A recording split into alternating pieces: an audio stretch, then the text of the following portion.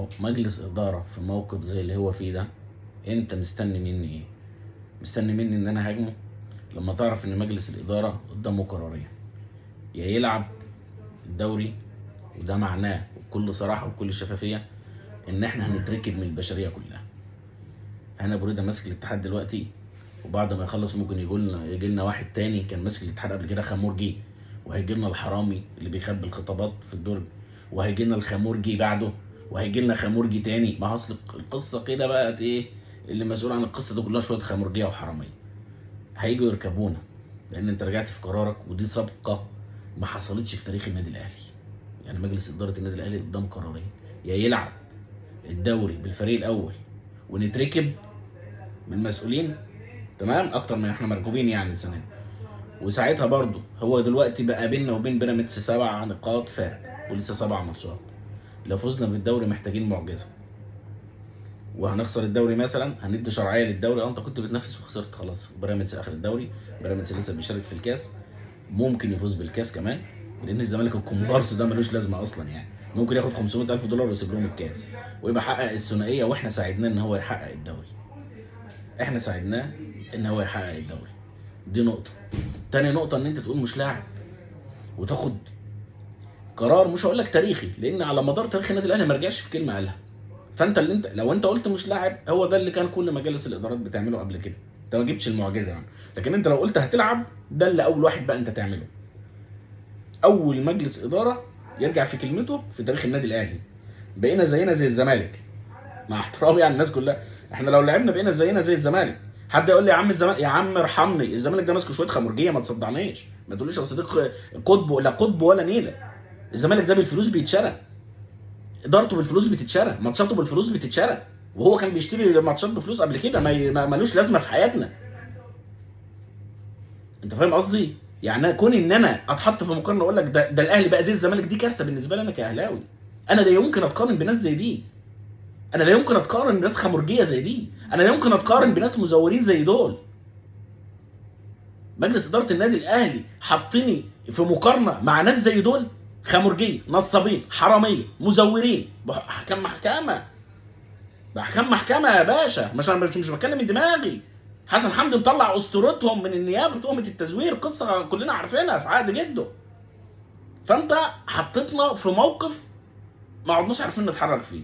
نقول ما احناش لاعبين، وده اللي كان بيعمله الاهلي في تاريخه، عشان ما تقولش ان انا اسطوره او ان انا بقى بطل. يعني الاهلي عمره ما رجع في كلمته.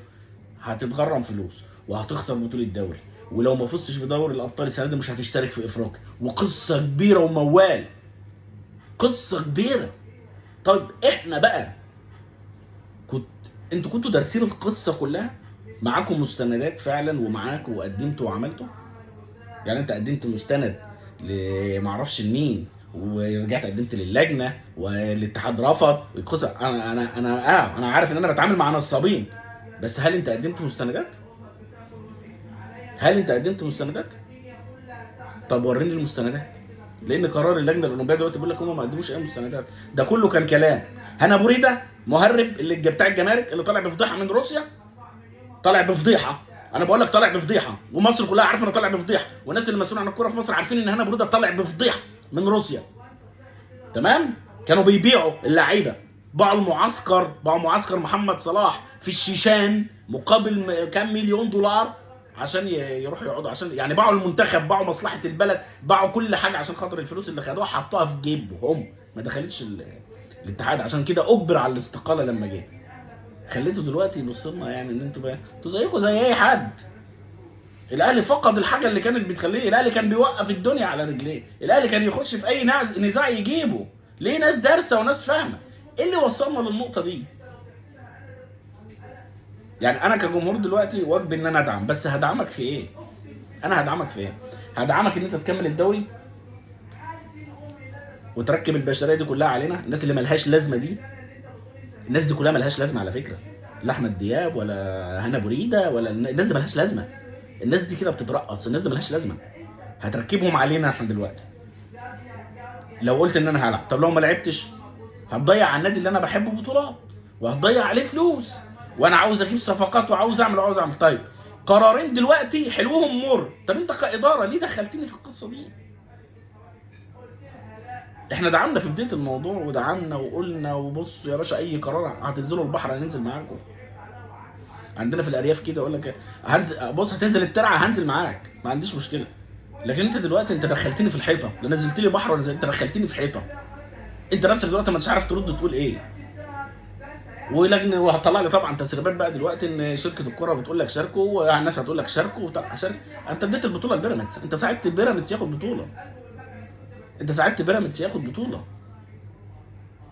تمام. يعني انا دلوقتي لو ان انت دلوقتي كنت لو احنا تعادلنا مع الزمالك وهم تعادلوا في الماتش بتاعهم كان فرق 3 نقاط، كنت انا انزل ادوس على بيراميدز واللي جابه جمهوري يحضر ادوس على اي نادي واخد البطوله. اخد البطوله وبعد ما اخد البطوله امسكهم بقى كرباجهم واعلمهم الادب. صح ولا لا؟ انما دلوقتي انا كجمهور ما عادش عارف اعمل ايه. انت دلوقتي كمجلس اداره هتخش التاريخ من اوسع ابوابه، بس التاريخ السلبي ان انت اول نادي دخل نزاع ضد ناس فيهم جميع العبارات السيئه والقذره وخسرناه.